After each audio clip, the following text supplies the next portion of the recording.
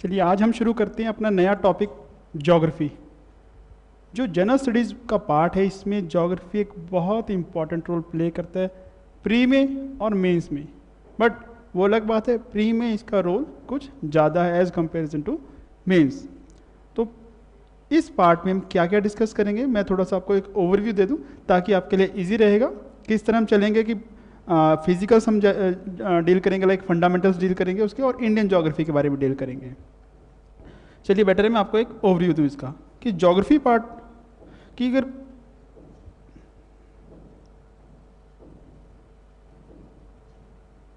Geography अगर paper की बात करें, अगर मैं प्री की बात करूं तो करीब 20-25 क्वेश्चन ज्योग्राफी के आते हैं प्री में। आउट ऑफ 150 आया करते थे, और अब आउट ऑफ 100 भी करीब 15 से 20 क्वेश्चन ज्योग्राफी के प्री में आते हैं। और अगर मैं मेंस की बात करूं तो मेंस में इसका वेटेज उतना नहीं है। पेपर 1 जो है मेंस का, उसमें अराउंड 40 मार्क्स की ज्योग्राफी आती है।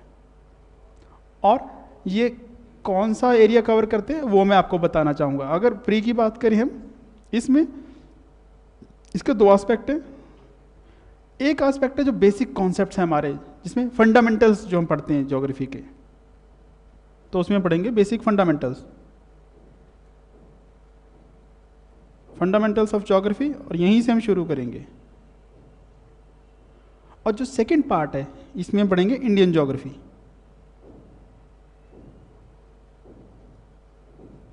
ये जो फंडामेंटल पार्ट्स है इसके क्वेश्चंस आएंगे पर कम आएंगे। ये आपको कहाँ हेल्प करेगा, जो हमारी इंडियन ज्योग्राफी है उसको समझने में हेल्प करेगा। अगर हम इसको नहीं पढ़ेंगे तो हमें फिर जो इंडियन ज्योग्राफी के कॉन्सेप्ट्स है वो नहीं समझ में आने वाले। हमें नहीं पता लगेगा मानसून क्यों आता है, मानसून के आने के रीज़न क्या है। हमें नहीं पता लगेगा अगर ये माउंटेन्स की बात करें, हिमालय की बात करें तो कैसे बनते हैं और उसके क्या रीजन्स हैं। इसलिए इस पार्ट का पढ़ना बहुत ज़रूरी है। बट ये पार्ट सिर्फ प्री में आएगा, इससे कुछ क्वेश्चन आएंगे, बट जो डोमिनेट करेगा प्री में वो करेगा Indian geography with maps. Maps की नॉलेज होना आपके लिए बहुत ज़रूरी है। उसमें इंडिया और वर्ल्ड का मैप आपको अच्छी तरह से स्टडी करना पड़ेगा। एक एटलस ले लीजिए आप, ऑक्सफोर्ड का एटलस अच्छा रहेगा, या फिर नेट पे सर्च मारिए और कुछ मैप्स आपको यहाँ में प्रोवाइड कराऊंगा, बेटर है, उसी से हो जाएगा वैसे तो आपका। तो यहाँ पे बट जो हमें करना है वो करने हैं फैक्ट्स ज़्यादा करने हैं, कॉन्सेप्ट्स पढ़ने हैं, पर जो एग्ज़ाम में आएंगे वो फैक्ट्स लाइक वे आपसे पूछ सकते हैं दोदा बेटा पीक कहाँ पर है, ओल्डेस्ट माउंटेन रेंजेस जो हैं वो कौन कौन सी हैं, शिवालिक, हिमाद्री और हिमाचल, ये जो 3 रेंजेस है हिमालयस की, इनमें क्या डिफरेंस है, इनके ऑल्टीट्यूड में क्या डिफरेंस है। तो ये फैक्ट्स हैं। अगर मानसून आता है उसमें ब्रेक्स होती है, उसके क्या रीज़न है, मानसून कब आता है, कहाँ पे ज़्यादा बारिश होती है और कहाँ पे कम बारिश, उसके रीज़न क्या हैं। तो ऐसी चीज़ें पूछी जा सकती हैं। और अगर मैं बात करूँ मेंस, यहाँ पर आपको सिर्फ और सिर्फ इंडियन ज्योग्राफी पढ़नी है।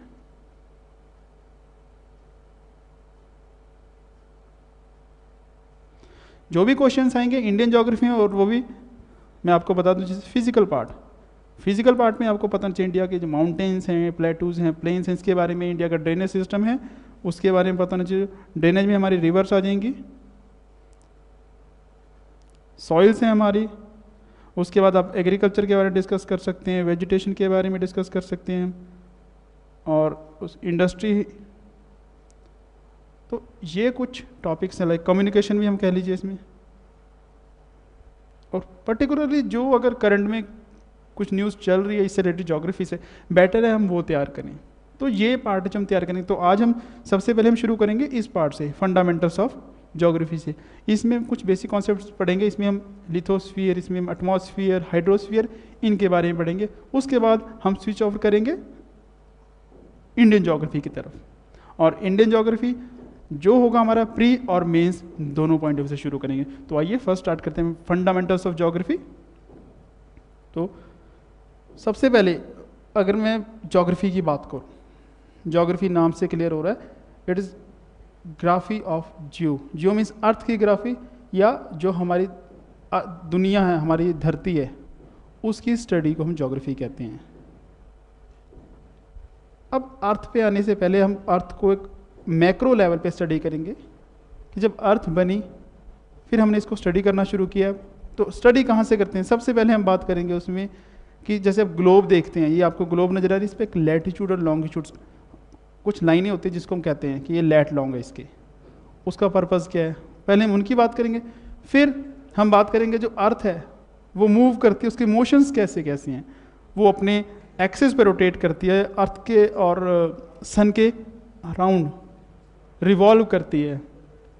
उसके अलावा उसमें मैप ड्रॉ करते हैं अर्थ के, उसके कॉन्सेप्ट्स क्या हैं, फिर अर्थ की स्ट्रक्चर कैसी है, अंदर से, अंदर कोर है, मेंटल है, फिर क्रस्ट है बाहर, और वो क्या चीज़ें जिनसे हमें पता लगता है कि अर्थ की स्ट्रक्चर ऐसी है। फिर हम बात करेंगे लिथोस्फीयर पे कि अर्थ के ऊपर जो रॉक्स हैं, मिनरल्स हैं, वो कितने तरीके के होते हैं, कैसी रॉक्स हैं, किस चीज़ से बनती हैं।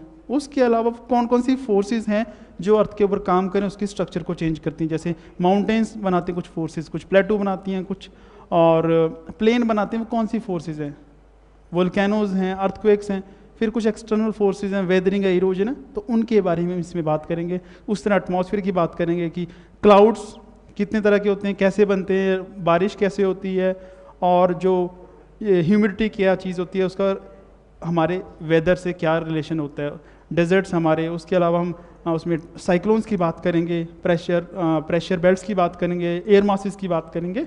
सिमिलरली हाइड्रोलॉजी में जो हाइड्रोस्फीयर होगा हमारा, उसमें हाइड्रोलॉजी के बारे में बात करेंगे, लाइक ओशंस की स्ट्रक्चर कैसा होता है, उसका रिलीफ कैसा होता है, ओशंस के अंदर रिसोर्सेज हैं, ओशन की सैलिनिटी, ओशन का टेम्परेचर, तो वन बाय वन हम करेंगे।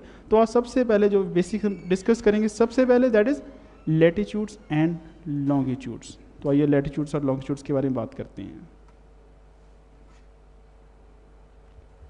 लैटिट्यूड्स आपने बचपन से सुनते आ रहे होंगे, स्कूल्स में सुनते आ रहे होंगे कि लैटिट्यूड्स क्या होते हैं। जो आपको स्लाइड दिख रही है इस पे भी आपको कुछ लैटिट्यूड्स नज़र आ रही हैं। ये जो लाइनें नज़र आ रही हैं आपको, ये स्ट्रेट, ये जो नज़र आ रही हैं, ये ग्लोब ही, और ये ग्लोब के ऊपर लाइनें जो नज़र आ रही हैं सारी, ये लैटिट्यूड्स हैं।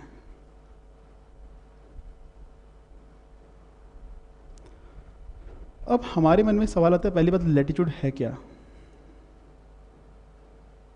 What is latitude. दूसरा, हमें ज़रूरत क्या है इस चीज़ की।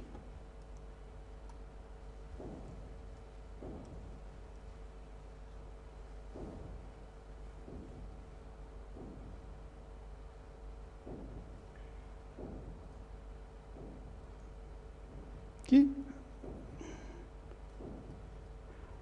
लैटिट्यूड हमें बनाने की ज़रूरत क्या पड़ी, लैटिट्यूड और लॉन्गिट्यूड्स को। तो अगर मैं कहूँ लैटिट्यूड क्या है, इमेजिनरी लाइंस हैं। ये जो लाइंस ग्लोब पे लगाई हैं, ये सारी इमेजिनरी लाइंस हैं, कोई एग्जिस्ट नहीं करती, आपको दिखाई नहीं देती हैं। इमेजिनेशन है हमारी और कुछ नहीं है। फिर कितने डिग्री पे कौन सी लाइन है वो मैं एक्सप्लेन करूँगा, बट इससे पहले नीड क्या है, इसकी ज़रूरत क्या पड़ेगी। अगर मैं बात करूँ नीड की, तो नीड ये है कि अगर हमें अपनी लोकेशन का पता लगाना हो या अपनी लोकेशन के बारे में बताना हो, तो हम कैसे बताएंगे। जैसे आज हम कोई अगर लेटर पोस्ट करते हैं तो क्या करते हैं, उस पर एड्रेस लिखते हैं। अगर मुझे अपना एड्रेस किसी को बताना, कोई मुझसे मिलने आना चाहता है, तो मैं उसे अपना एड्रेस बताऊंगा।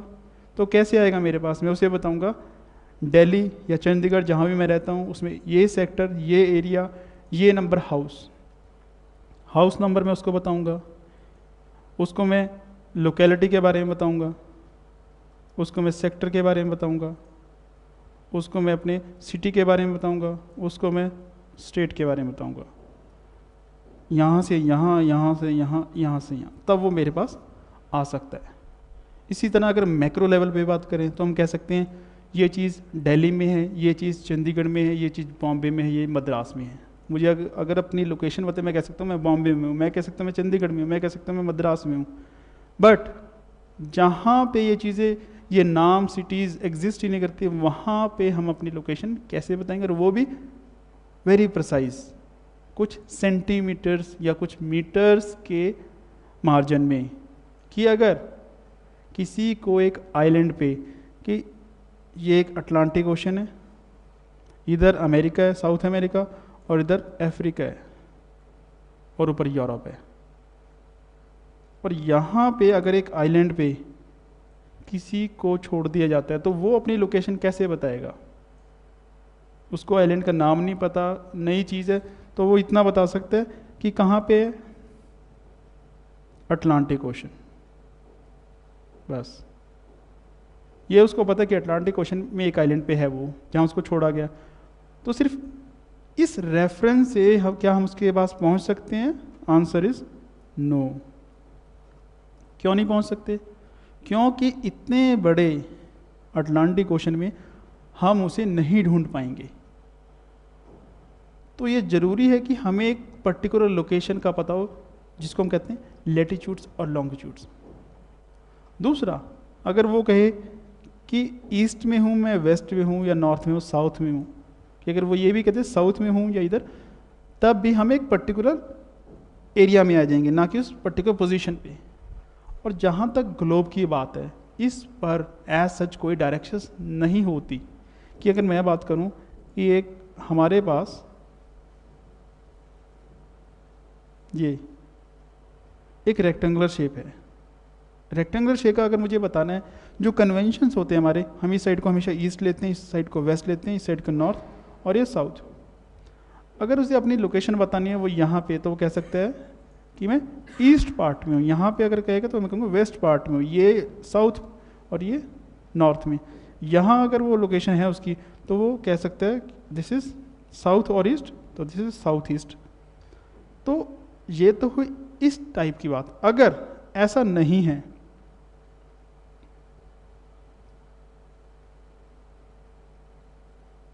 और अगर वो जो चीज़ है, अगर हम किसी स्फेरिकल बॉडी की बात करें, कि अगर ये स्फेरिकल बॉडी है जैसे हमारी अर्थ है, अब स्फेरिकल बॉडी का कोई एंड नहीं होता।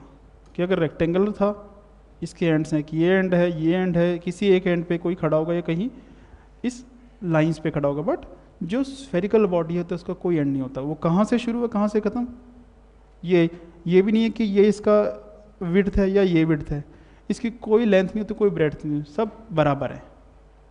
तो अगर ऐसी बॉडी पे हमने डायरेक्शंस बतानी है, अपनी लोकेशंस बतानी है, तो हमें फिर लैटीट्यूड लॉन्गिट्यूड की ज़रूरत पड़ेगी। तो उसके लिए क्या किया गया कि एक इमेजिनरी लाइन ड्रॉ की गई अर्थ के ऊपर, और एक यहाँ पे ड्रॉ की गई जो सेंटर से क्रॉस करती हैं। ये 0 डिग्री है, जो वर्टिकल लाइन है, और जो हॉरिजॉन्टल है ये भी 0 डिग्री पे है, कि ये बिल्कुल सेंटर में अर्थ के। और इससे जो ऊपर वाले पार्ट हैं उसको कहते थे नॉर्थ हेमिस्फीयर, ये साउथ हेमी, यानी कि 2 हेमिस्फीयर में अर्थ को बांट लिया गया। एक ये हेमिस्फीयर और एक ये हेमिस्फीयर, नॉर्थ और साउथ हेमिस्फीयर। और इसी तरह 2 और जो हॉरिजॉन्टल उसे बांटा, एक ये पार्ट और एक ये पार्ट, ये ईस्ट पार्ट और ये वेस्ट पार्ट। अब हम इतना तो बता सकते हैं किस पार्ट में है, फर्स्ट पार्ट में, सेकंड में, थर्ड में, फोर्थ में, कि ईस्ट वाले पार्ट में है या वेस्ट वाले पार्ट में। अब इसमें भी क्या किया गया कि अगर ये हमारी अर्थ है, इस पे एक 0 डिग्री लाइन ली गई, फिर और लाइन बनाई गई,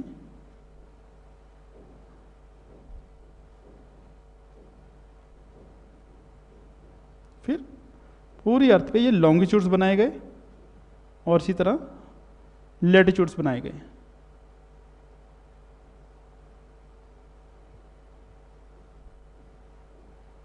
ये लैटिट्यूड्स हमने और लॉन्गिट्यूड्स दोनों बना दिए।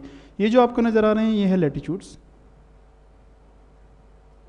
और ये जो नज़र आ रहे हैं आपको ये वर्टिकल, ये है लॉन्गिट्यूड्स। अब मुझे अपनी लोकेशन बतानी है अर्थ के उस आइलैंड पे जहाँ हम बात कर रहे थे। मान लीजिए यहाँ वो आइलैंड है, तो अब लोकेशन में कैसे बताऊँ? पहले हम देखते हैं इन लेटीट्यूड्स के बारे में कि ये 0 डिग्री, इसको मान लीजिए 30 डिग्री हो गया, 60 डिग्री हो गया, और ये 90 डिग्री का लेटीट्यूड हो गया। उसके अलावा ये लॉन्गिट्यूड है, इसी तरह ये 0 डिग्री है तो ये 30 डिग्री है, 60 डिग्री, और ये मीन्स ये 30 का लीजिए, 60 का लीजिए, 90 का लीजिए, इस तरह ये लॉन्गिट्यूड है हमारे। अब अगर मेरे पास डिवाइस है या मुझे अपना लोकेशन, तो मैं कैसे बताऊंगा अपनी लैटीट्यूड और लॉन्गिट्यूड में? अगर मैं बता सकता हूँ कि मेरे जो लोकेशन है वो इतने लैटीट्यूड इतने लॉन्गिट्यूड है, तो कोई भी मुझे उस एग्जैक्ट पोजीशन पर आकर लोकेट कर सकता है। जैसे अगर मैं कहता हूँ मेरी position 37 degree east and 40 degree south है, तो यानी कि मैं कहाँ की बात करूँ, पहले ईस्ट और वेस्ट। इस लाइन को हमने इस लाइन को हमने 0 डिग्री मान लिया है। ये जो है,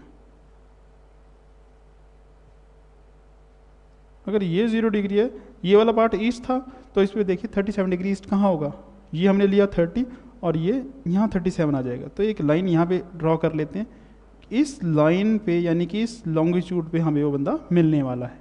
दूसरा 40 डिग्री साउथ कौन सा है, ये बीच में से नॉर्थ हेमिस्फीयर, ये साउथ हेमिस्फीयर, तो इसमें तो यानी कि अगर ये 30 वाला लैटिट्यूड है तो 40 कहाँ हो जाएगा, यहाँ पे 40 हो जाएगा, और ये 40 लॉन्गिट्यूड हमने बना लिया। अब ये देखिए दोनों कहाँ इंटरसेक्ट करते हैं, दोनों ये लैटिट्यूड लॉन्गिट्यूड इस पे। तो जिस लोकेशन की मैं बात कर रहा हूँ 37 डिग्री ईस्ट 40 डिग्री साउथ, वो लोकेशन मेरी ये है, यानी कि ये मेरी एग्जैक्ट लोकेशन है।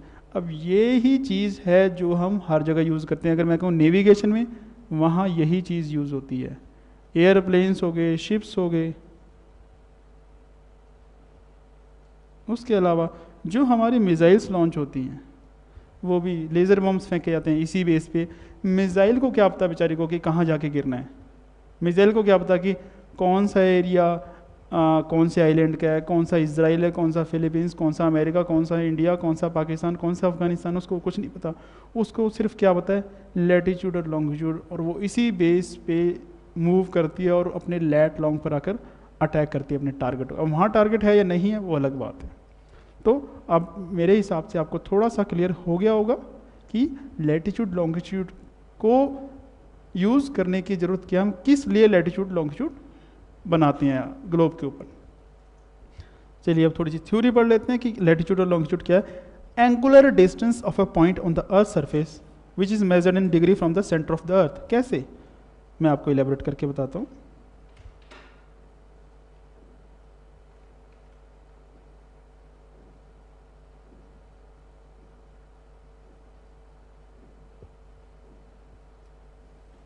कि अगर मैं ये अर्थ लेता हूँ, ज़्यादा गोल नहीं बना पा रहा हूँ, सॉरी, ये इसका सेंटर है। अब हमने दो हेमिस्फीयर में इसको बांटा है, एक नॉर्थ में और एक साउथ में, यहाँ से, और ये हो गया हमारा 0 डिग्री। 0 डिग्री जो लैटिट्यूड है इसको इक्वेटर का नाम दिया जाता है, ये याद रखिए। अब यहाँ से मैं इसको डिवाइड करना शुरू करता हूँ। यहाँ से अगर मैं ये लेता हूँ एक एंगल 30 डिग्री, दूसरा लेता हूँ, अब ये हो गया 45 डिग्री, इसी तरह ये लेता हूँ, ये टोटल हो जाएगा 60 डिग्री, और अगर यहाँ लेता हूँ तो ये हो जाएगा टोटल 90 डिग्री। ये आपको क्लियर होगा, एंगल के बारे में आपको अच्छी नॉलेज है। अब यही चीज़ चारों तरफ रोटेट कर देंगे। अब यही सेम चीज़ यहाँ से शुरू होगी, ये 0 है तो ये भी 0 है, यहाँ पे आके ये 30 हो जाएगा, फिर ये 45 हो जाएगा, फिर ये 60 हो जाएगा, और ये 90 तो है ही है। ये 30 है, 60 है, फिर ये 45 है, सॉरी, ये 60 है और ये 90 है, ये सारा एंगल। इस तरह ये चीज़ चारों तरफ रोटेट करेंगे। सेम चीज़ हम इधर कर देंगे, और सेम चीज़ इधर, इधर भी और इधर। अब ये जो हमने की है, अब इन पॉइंट्स को मिलाइए कि इस हेमिस्फीयर पे, अपर हेमिस्फीयर पे जो ये पॉइंट्स, 30 और इधर 30, ये 30 और इसका 30, इसको मिला लीजिए। 0 हमने पहले मिला दिया, उसके बाद ये 45 का इधर, ये 45 को इसको मिला दीजिए, उसके बाद इधर 60 को मिला दीजिए, और ये 90 तो मिला हुआ है। तो ये जो आपके खुल के सामने नज़र आ रहे हैं, और इस तरह साउथ हेमिस्फीयर में ये आपका क्या है, 0 डिग्री है, फिर ये हो गया आपका 30 डिग्री, 45 डिग्री और 60 डिग्री, 0 डिग्री, 30 डिग्री, 45 डिग्री और 60 डिग्री, और ये 90 डिग्री। तो ये निकल के सामने आ गया आपके पास, दीज आर लैटिट्यूड्स। तो दोबारा एक बार समझते हैं कि दीज आर इमेजिनरी लाइन्स, सबसे पहली बात। दूसरा, एंगुलर डिस्टेंस है, कहाँ से लिया है हमने, अर्थ के सरफेस पे लिया है, सेंटर ऑफ द अर्थ से। सेंटर ऑफ द अर्थ से ये, सॉरी, यहाँ से ये 30 डिग्री है, ये 45 डिग्री है, 60 डिग्री और ये 90 डिग्री है। यही हमने कहा था और यही हमने लिया है। तो आप इसको थोड़ा सा समझ सकते हैं कि हम इसकी बात कर रहे हैं। उसके बाद ये क्या, इमेजरी लाइंस हैं, ये imagery lines Poynting the same places of same latitude. जैसे मैंने आपको बताया अभी कि जब हम उन पॉइंट्स को मिला देंगे तो सेम लैटिट्यूड हम देख, 30 डिग्री लैटिट्यूड, 45 डिग्री था, उससे 60 डिग्री था और 90 डिग्री। उसके अलावा मैं सिर्फ आपको कुछ मेन की बात बता रहा हूँ, अदरवाइज आप हर डिग्री पे ले सकते हैं, 20 डिग्री, 21, 22, 23, 24, 25 अप टू 90 डिग्री सारे ले जाइए। देन मैं आपको दिखाता हूँ ये कैसे दिखते हैं। ये जो आप ये नज़र आ रहे हैं आपको, ये यही नज़र आ रहे हैं कि 0 डिग्री, ये अर्थ को मैंने ऊपर से दिखाया कि ये 0 डिग्री का जो है ये इक्वेटर ले लिया और ये 0 डिग्री का लैटिट्यूड है, ये 0 डिग्री लैटिट्यूड है और ये हमारा इक्वेटर भी है। उसके बाद ये दूसरा जो 20 डिग्री के एंगल है और वो लाइन को हमने ज्वाइन किया तो ये बना था 20 डिग्री का सेकंड लैटिट्यूड। फिर हमने 40 डिग्री वाली लाइन को जोड़ा तो ये 40 डिग्री का आ गया। फिर हमने 60, फिर 80 और जो 90 है वो तो यहाँ पर है। तो ये हमारे नॉर्थ के, इसी तरह साउथ में देखिए ये ऐसी 20 नज़र आएगा, फिर 40 और नीचे तक सारे आपको लैटिट्यूड्स नज़र आएंगे। इसी तरह दूसरा कि कुछ इस पे जो हमने बात की थी अभी कुछ इम्पॉर्टेंट हैं, अब उनके मैं नाम आपको गिनाना चाहूँगा कि कुछ डिग्री हैं उनको हमने नाम दिए गए। जैसे 0 डिग्री जो लैटिट्यूड है इसको नाम दिया गया इक्वेटर का,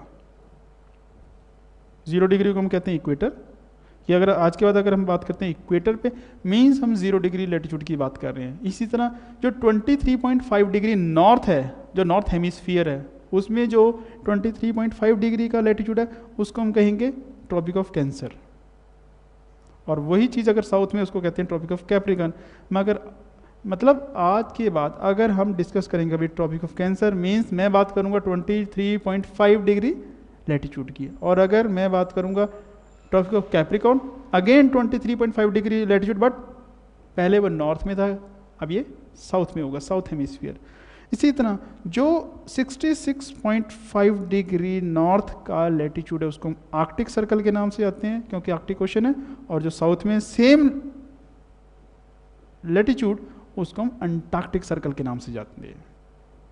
तो ये थोड़ा याद रखिएगा, ज़्यादा अच्छा रहेगा। उसके बाद आता है सेकंड लॉन्गिट्यूड, जो हम अभी डिस्कस करके हटे, तो वो भी क्या है, एंगुलर डिस्टेंस है।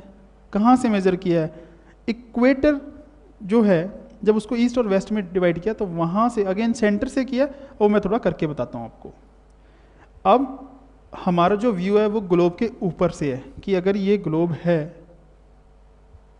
और इस पे यहाँ से हम इसको व्यू कर रहे हैं इससे, तो आइए अब यहाँ से ऊपर से व्यू करते हैं और देखते हैं। ये ऊपर से मैं व्यू कर रहा हूँ इसको यहाँ से, और अब देखिए यहाँ से अब इसको हम 0 डिग्री ले रहे हैं, ये 0 डिग्री हो गया तो इसके अपोजिट हो जाएगा 180 डिग्री। ये हमारा 0 डिग्री का एंगल है, वो आपको पता है, और ये 180 डिग्री का एंगल है, और ये हो जाएगा हमारा 90 डिग्री का एंगल। इसी तरह यहाँ पे भी 30, यहाँ पे भी 60, 30 डिग्री, यहाँ 45 डिग्री, 60 डिग्री, और ये बढ़ता जाएगा, ये 120 डिग्री हो जाएगा, यहाँ 135 डिग्री हो सकता है, और इसी तरह यहाँ पे आप ले लीजिए 150 डिग्री हो सकता है। और इसी तरह यहाँ से सेम इधर रिवर्स चलेगा, यहाँ पे हम 2 हेमिस्फीयर में डिवाइड करें, वहाँ पे 90 में कर रहे थे, 180 में करेंगे कि इसी तरह यहाँ पे आएगा, ये 90 डिग्री हो जाएगा, और ये 30 डिग्री, 45 डिग्री, उसके बाद फिर 60 डिग्री, फिर 120 डिग्री, 135 डिग्री, और ये 150 डिग्री। अब इसको यहाँ पुट कर दीजिए तो क्या नज़र आएगा आपको, ये जो लाइनें हैं, ये ऊपर से मैं देख रहा हूँ ग्लोब पे मैंने लाइनें लगा दिया, अभी लाइनों को मिला दीजिए, यानी कि यहाँ से शुरू किया था 0 डिग्री, उसके बाद 30 डिग्री ये ऊपर, और ये सारा मिला दिया, उसी के बाद ये सारा मिला दिया, फिर आगे मिलाते जाइए और आपके पास लॉन्गिट्यूड्स आ जाएंगे। तो ये हमारे लॉन्गिट्यूड्स हैं अर्थ के ऊपर जो नज़र आते हैं। तो ये कहाँ से कहाँ तक हम करते हैं, नॉर्थ पोल से साउथ पोल तक, जो कि इक्वेटर के थ्रू होकर जाती हैं, और इनको मेरिडियंस कहते हैं। और एक होता है प्राइम मेरिडियन और एक को कहते हैं इंटरनेशनल डेडलाइन। वो मैं आपको नाम गिना देता हूँ कौन कौन से हैं। सबसे पहले हम देखते हैं कि दिखते कैसे। ये आपके सामने जो नज़र आ रहा है ये है हमारे लॉन्गिट्यूड्स, यानी कि जो खरबूजे के ऊपर लाइनें होती हैं वो लॉन्गिट्यूड्स है। लॉन्ग से याद रख लीजिए, जो लॉन्ग लॉन्ग है लंबी लंबी वो लॉन्गिट्यूड है, जो लेटी या लेटीट्यूड वो लैटीट्यूड्स हैं। ये जैसे इसको 0 डिग्री हमने माना हुआ है, यहाँ से यहाँ तक जो है सारा ये 0 डिग्री है, और इसके अपोजिट ये नज़र आ रहा है, ये 180 डिग्री नज़र आ रहा है आपको। ये हमने लिया 15, 30, फिर आगे 60 डिग्री आ गया, ये 150 डिग्री आपको नज़र आ रहा है, ये 120 डिग्री नज़र आ रहा है, ये 150 है, ये 120 है, ये 90 है, और ये 60 है, और ये इधर 30 है। मीन्स इस तरफ वेस्टवर्ड और इस तरफ ईस्टवर्ड, दोनों तरफ एंगल्स जो बढ़ते जा रहे हैं। कहाँ तक बढ़ रहे हैं? इधर से इधर तक 180 डिग्री तक बढ़ रहे हैं, और इधर से इधर तक 180 डिग्री तक बढ़ रहे हैं। तो ऐसे अब आपको थोड़ा सा आइडिया हो गया होगा कि हम जो बात करें लैटीट्यूड और लॉन्गिट्यूड क्या होते हैं। और इंपॉर्टेंट कौन कौन से हैं जो मैंने आपको बताया।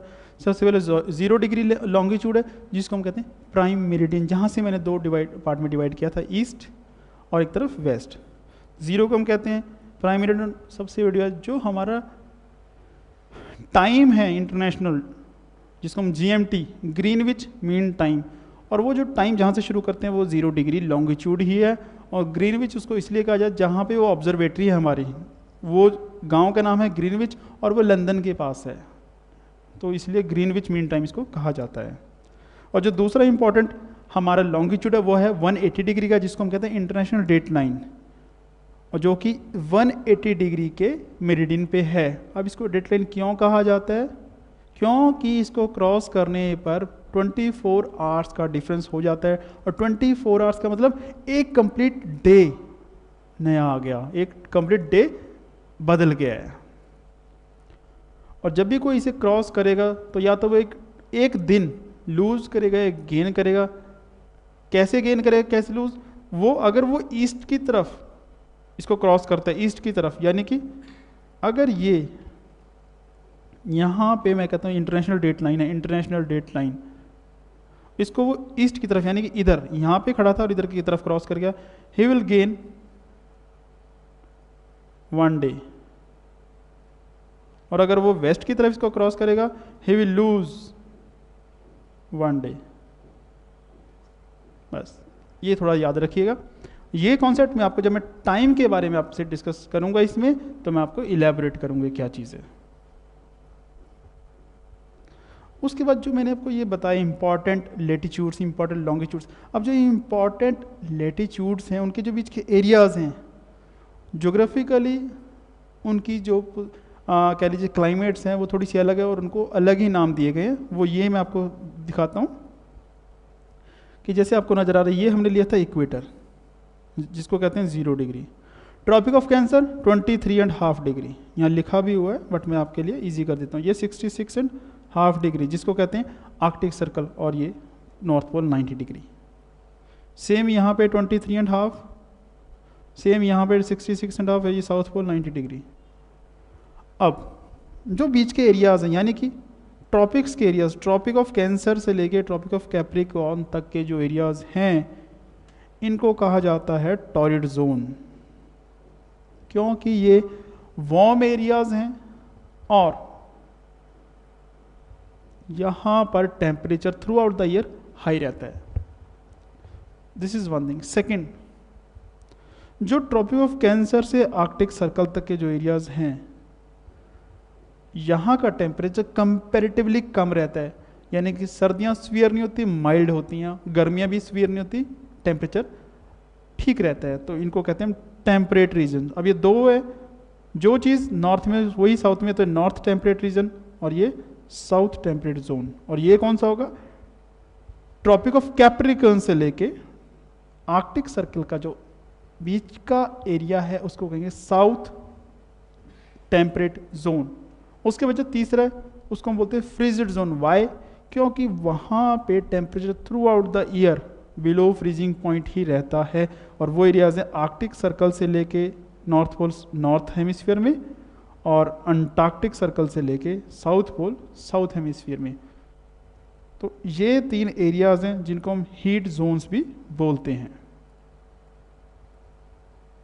अब टॉरिड जोन की मैं एक्सप्लेनेशन दी आपको कि जो एरियाज़ हैं ट्रॉपिक ऑफ कैंसर से कैप्रिकॉर्न के बीच, क्योंकि यहाँ पे जो सूरज है हमेशा सिर पर रहता है, या तो नॉर्थ में रहेगा ट्रॉपिक ऑफ कैंसर पे, या साउथ में ट्रॉपिक ऑफ कैप्रिकॉर्न, इन्हीं के बीच में घूमता रहे। तो सबसे ज़्यादा सनलाइट भी यहाँ आती है। जब सनलाइट ज़्यादा आएगी इसका मतलब गर्मी, यानी कि टेम्परेचर भी वहाँ का इंक्रीज़ करेगा।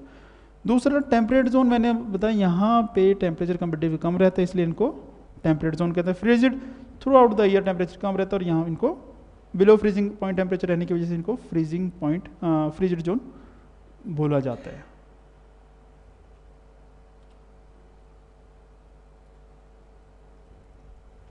अब बारी आती है टाइम की। कॉन्सेप्ट ऑफ टाइम की हम बात करेंगे। जो टाइम हमने लिया है किस बेस पे लेते हैं। यहाँ पे हम कहते हैं इतने बजे हैं, अभी कितने बजे, यहाँ पे सपोज कर लीजिए 5 बजे शाम के, और लंदन में अभी 11:30 बजे होंगे, बट ऑस्ट्रेलिया में वहाँ पे रात के करीब 10 बजे होंगे। यूएस की अगर मैं बात करूँ तो यूएस में भी 2-3 टाइम जोन है, बट ऑन एवरेज हम कह सकते हैं अगर यहाँ के शाम के 5 बजे हैं तो यूएस में सुबह के 5 बजे होंगे। ये टाइम डिफरेंस क्यों है और इतना डिफरेंस हम किस बेस पे लेते हैं, आइए अब उसकी बात करते हैं। अब क्योंकि आपको पता है जो अर्थ है राउंड है, और एक राउंड जो भी बॉडी होती है उसके कितने डिग्री का एंगल बनाती है, वो 360 डिग्री का एंगल बनाती है। कि अगर मैं कोई एक राउंड बॉडी है और यहाँ से मैं अगर उसको लूँगा तो ये जो एंगल है ये टोटल कितने का बनेगा, 360 डिग्री का एंगल बनेगा। अब अर्थ क्योंकि वेस्ट टू ईस्ट रोटेट करती है, तो कितनी देर में करती है, 24 आवर्स में करती है। अब 24 आवर्स में अर्थ 360 डिग्री का एंगल मूव करती, तो एक आवर में कितना मूव किया इसने, डिवाइड कर दी, you'll get 15 डिग्री, या हम इसको ऐसे भी कह सकते हैं 4 मिनट में 1 डिग्री। यानी कि हर 15 डिग्री के डिफरेंस के बाद जो टेम्परेचर है टाइम है वो 1 घंटा बदल चुका होता है। यानी कि अगर मैं कहूँ 0 डिग्री लॉन्गिट्यूड, अगर यहाँ पर 12 बजे हैं तो जो उसके आगे 15 डिग्री लॉन्गिट्यूड होगा, फिर आगे 30 डिग्री लॉन्गिट्यूड, यहाँ पे 1 बजे होंगे, यहाँ पे 2 बजे होंगे, क्योंकि यहाँ पे 1 घंटे के टाइम का डिफरेंस आएगा ही आएगा। उसके बाद अब यहाँ से हम टाइम कैसे लेते हैं। अब यहाँ से हमने निकाल लिया कि 1 घंटे में इतने मिनट, उसमें अब यहाँ पे आप आ जाइए, एक बार देखिए इसको कि ये चीज़ है। अब कहाँ से लेंगे, एक चीज़ को बेस मान लेते हैं, हमने जीएमटी को बेस माने, और जीएमटी मैंने आपको बताया वो क्या, 0 डिग्री लॉन्गिट्यूड, जिसको प्राइम मेरिडियन कहते हैं। ये 0 डिग्री आप ले लीजिए। अब इसको हमने बेस लिया, इससे इधर ईस्ट और इससे उधर वेस्ट। ये आपको क्लियर है। नाउ अब टाइम का कॉन्सेप्ट देखेंगे कैसे होता है, क्योंकि जो अर्थ है वो रोटेट कैसे करती है, ऐसे वेस्ट टू ईस्ट, यहाँ वेस्ट है तो यहाँ ईस्ट है, इधर को ऐसे घूमती रहती है। तो सबसे पहले वाला ईस्ट वाला पार्ट सन के सामने आएगा। अगर यहाँ सन है तो सनराइज पहले यहाँ होगा, इट मीन्स ये चीज़ इस एरिया से, इसके जो पीछे वाले एरिया से उससे हमेशा आगे रहेगी। यानी कि अगर यहाँ पे शाम है तो यहाँ सुबह होगी, यानी कि ये वाला टाइम आगे रहेगा। तो यहीं से लेते हैं इसको, मान लीजिए यहाँ पे आप 12 बजे हैं, 12 बजा लीजिए। उसके बाद यहाँ 24 आवर्स की हम बात करेंगे। उसके बाद ये जो नेक्स्ट है यहाँ पे 1 बजा होगा, या 13 बजा लीजिए, यहाँ पे 14, यहाँ पे 15, यहाँ पे 16, यहाँ पे 17, इतने बजे। और आगे जाके एक टाइम आएगा जब ये अपोजिट उसके बिल्कुल हो जाएगा, तो कितने हो जाएंगे, यहाँ पे 24 बजे होंगे। यहाँ पे क्लियर कर देता हूँ आपको ज़्यादा।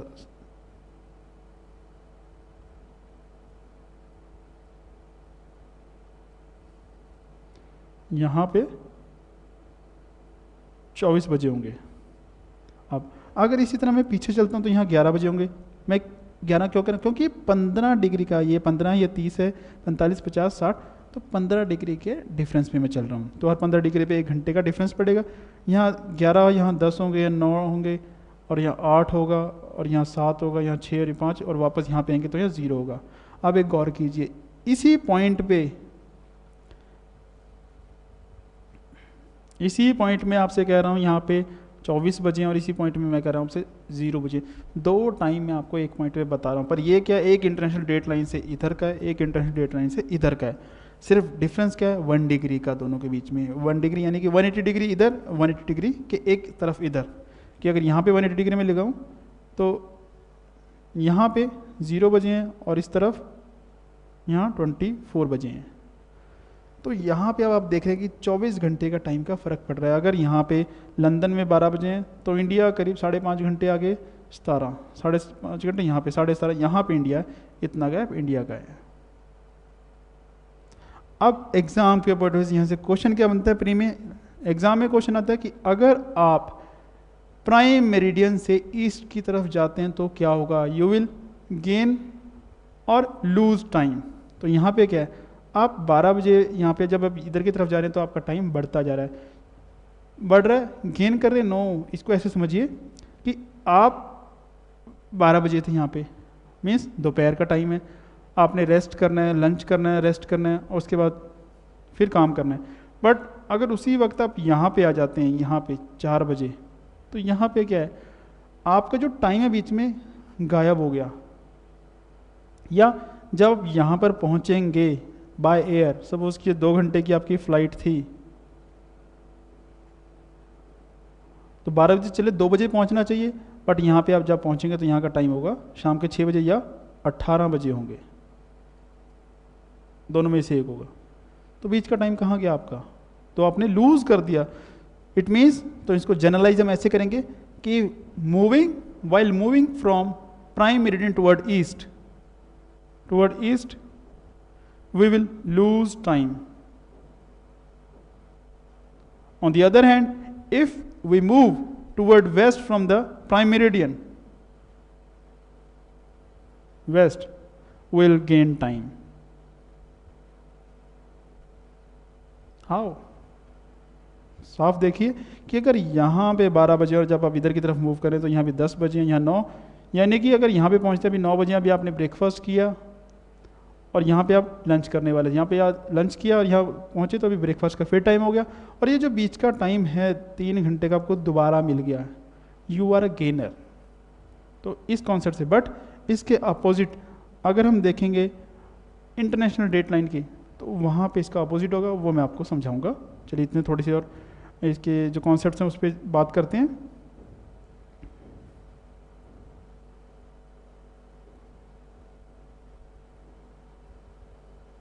कि जब हम स्टैंडर्ड टाइम लेते हैं तो हम क्या देखते हैं, अलग अलग जो हमारे कंट्रीज़ हैं वहाँ पे टाइम अलग अलग है, और वो भी इतने बड़े कि अलग अलग टाइम जोन होते हैं, बट वहाँ पे एक टाइम पर्टिकुलर रखा होता है। इसी तरह इंडिया में भी हमने ये किया है। और जब मैं आपसे बात कर रहा हूँ इंटरनेशनल डेट लाइन की, तो यहाँ पे दोनों कॉन्सेप्ट मिलाते हैं कि पहले जब इंटरनेशनल डेट लाइन को समझा दूँ आपको, कि जब मैंने आपको बताया कि 0 डिग्री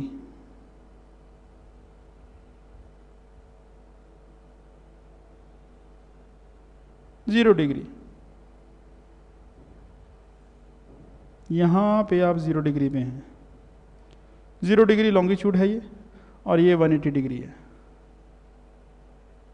ये भी 180 डिग्री है, क्योंकि ये इससे इधर का मिला, क्योंकि अर्थ गोल है और उसको हमने ऐसे गोल को ऐसे खोल दिया, तो 180 डिग्री जो था यहाँ का वो दो तरफ चला गया, इधर भी और इधर भी, तो ये वही है। जब यहाँ पे मैं 12 बजा रहा हूँ तो यहाँ पे मैं कितने बजा रहा हूँ, 0, और यहाँ पे बजा रहा हूँ 24, यानी कि यहाँ पे 12 घंटे का फ़र्क है और यहाँ पे 12 घंटे का आपको डिफरेंस नज़र आ रहा है। अब यहाँ पे हमने जनरलाइज किया कि इधर ईस्ट की तरफ जाएंगे तो विल लूज टाइम, वेस्ट की तरफ जाएंगे तो विल गेन टाइम। बट जब मैं बात करता हूँ डेट लाइन की, यहाँ पे कॉन्सेप्ट उल्टा कि अगर यहाँ से मैं यहाँ आता हूँ, मीन्स अब अगर मैं क्रॉस करता हूँ डेट लाइन, जो मैंने आपको पहले बताया लेक्चर में कि अगर मैं डेट लाइन को क्रॉस करता हूँ इधर की तरफ ईस्ट की तरफ, तो मैं गेन करूँगा, जबकि यहाँ पे क्या कर रहा था मैं, ये लूज़ कर रहा था, और इधर की तरफ गेन कर रहा था। पर यहाँ पे उल्टा हो जाएगा कि अगर मैं वेस्ट की तरफ क्रॉस करूँगा इंटरनेशनल डेट लाइन तो मैं लूज़ करूँगा। कैसे, वो मैं समझाता हूँ। सपोज कीजिए आप यहाँ की बात, आप यहाँ पे खड़े हैं इस पॉइंट पे, यहाँ से यहाँ पे आ रहे हैं, आप गेन क्यों कर रहे हैं? क्योंकि आप यहाँ से यहाँ तो आ रहे हैं, बट आप दूसरा एस्पेक्ट भूल रहे हैं कि आप यहाँ से ये सारा डिस्टेंस कवर भी तो कर रहे हैं। प्रैक्टिकली अब यहाँ से वर्चुअली तो यहाँ से यहाँ जा रहे हैं, बट हो क्या रहा है, जब आप यहाँ से पीछे की तरफ गए तो 12 घंटे आपके कम हो गए। अग्री और नॉट? यहाँ से कि आपके 12 घंटे कम हो गए, उसके पीछे और गए तो यहाँ 12 घंटे और गए, कम हो गए। बट ये वाला पार्ट कौन सा है? यहाँ तो मानते हैं 12 घंटे आपके कम हो गए यहाँ के, और यहाँ 12। तो यहाँ आप एग्री कर रहे हैं कि यहाँ से यहाँ तक आते हुए आपके 24 घंटे कम हुए। अगर यहाँ 24 घंटे, तो ये कौन सा पार्ट है? ये आप इधर आइए, ये यही पार्ट है। मीन्स 24 घंटे कम हुए मतलब एक दिन कम हुआ, एक दिन आपको और मिल गया तो आपने गेन किया। और इसका उल्टा, अगर यहाँ से मैं यहाँ आ रहा हूँ तो क्वाइट ऑफिस में कितने 24 घंटे में लूज़ कर रहा हूँ, यानी कि यहाँ से यहाँ ना, मतलब आप उधर से इस पार्ट से इधर आ रहे हैं, तो यही है कि आप लूज़ कर रहे हैं। सो जनरलाइज हम ऐसे करेंगे कि while crossing international date line, ideal लिखूंगा, इसको समझ लेना, toward east will gain a day, will gain a day. और दूसरा कॉन्सेप्ट हमारा इसके अपोजिट कि if we cross international date line westward will lose a day. ये चीज़ है। अब स्टैंडर्ड टाइम की मैं आपसे बात कर रहा था कि जो कंट्रीज़ होती हैं वहाँ पे अलग अलग एरियाज़ हैं उनके। कोई रशिया वो बहुत बड़ी है, कुछ छोटे भी कंट्रीज है, मोनाको एक पॉइंट के बराबर किया, लाइक वहाँ का एरिया कितना होगा 1 स्क्वायर किलोमीटर 2 स्क्वायर किलोमीटर से ज़्यादा नहीं है वो। अब ये जो बड़े कंट्रीज़ है वहाँ पे जैसे रशिया 13 टाइम जोन्स हैं कि रशिया के अगर एक पार्ट में रात के 9 बजे हैं तो दूसरे पार्ट में सुबह के 8 बजे होंगे। और अगर ऐसे लोगों को मीटिंग करनी है तो उनका तो टाइम कभी सेट ही नहीं हो पाएगा कि मीटिंग सपोज के 10 बजे की रखी, उनके सुबह के 10 बजे की अगर मीटिंग है उनके लिए सुबह के 8 बजे 2 घंटे रह गए, बट जो दूसरे एरिया वाले लोग हैं उनके लिए क्या, वो तो पहले रात के 9 बजे देख रहे हैं, तो मीटिंग तो उनके लिए गई, तो वो कभी इकट्ठे नहीं आ सकते। तो इसलिए गवर्नमेंट क्या करती है, वहाँ पे एक टाइम को मेंटेन किया जाए, एक स्टैंडर्ड टाइम माना जाता है वहाँ पे, जिसके अकॉर्डिंग पूरा कंट्री चलता है। इसी तरह इंडिया, अगर हम अपने इंडिया की बात करें, हमने इंडिया में भी ये किया हुआ है, हमने 82.5 डिग्री को स्टैंडर्ड टाइम माना हुआ है। क्यों माना हुआ है? जो उसका रीज़न मैं आपको समझाता हूँ कि अगर यहाँ पे एक मैप देखिए जो आपको दिख रहा है, कि अगर यहाँ एक रफ सा मैंने मेरिडियन इसके लिए हैं कि इस मेरिडियन से देखिए,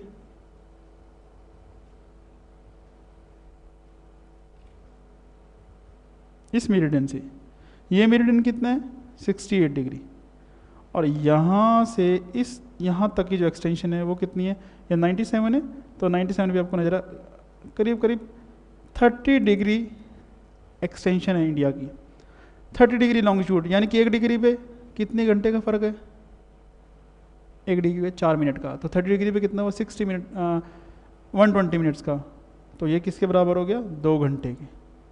120 मिनट्स कह लीजिए या इसको 2 घंटे कह लीजिए। अब यहाँ पे एक चीज़ समझिए ध्यान से, जो यहाँ पे टाइम होगा और यहाँ पे टाइम होगा इसके अपोजिट, इस टाइम में और इस टाइम में 2 घंटे का फ़र्क होगा। अगर गुजरात वाले एरिया में 5 बजे सुबह के सनराइज़ होता है, तो यहाँ पे ईस्टर्न पार्ट में कि अरुणाचल वाले एरिया में सुबह के 3 बजे सनराइज़ होगा। कि अगर हम कहें सनराइज़ के बजे, सनराइज़ के टाइम, सनराइज़ वहाँ पे 3 बजे हो रहा है और वहाँ 5 बजे हो रहा है।